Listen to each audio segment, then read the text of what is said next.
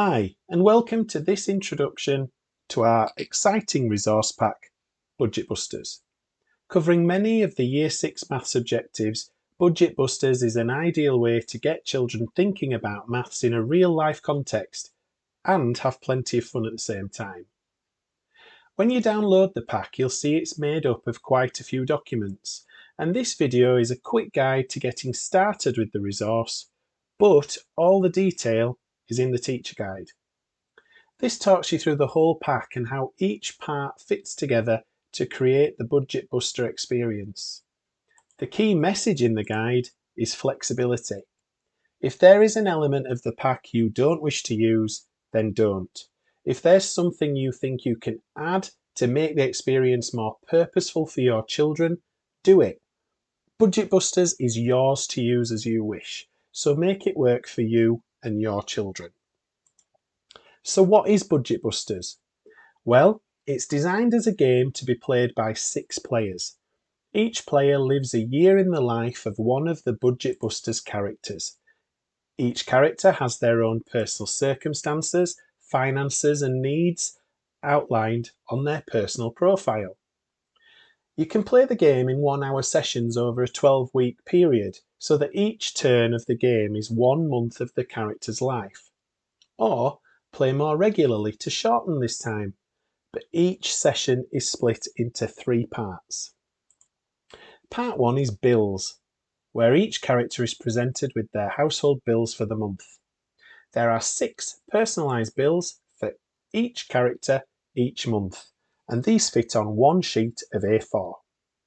There are blank bills for you to write your own if you wish, and there are red letter bills for any missed payments. The adult can keep track of the character's bills using the timetable sheet. When each player pays a bill, they colour the corresponding icon from the bill on the game board.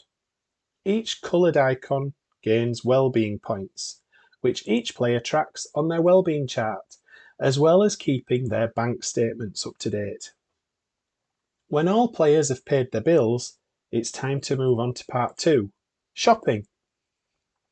There are 3 supermarkets for our Budget Busters to choose from for their household shopping: Buy More, Everyday and Deluxe Deli, each with their own product list and prices.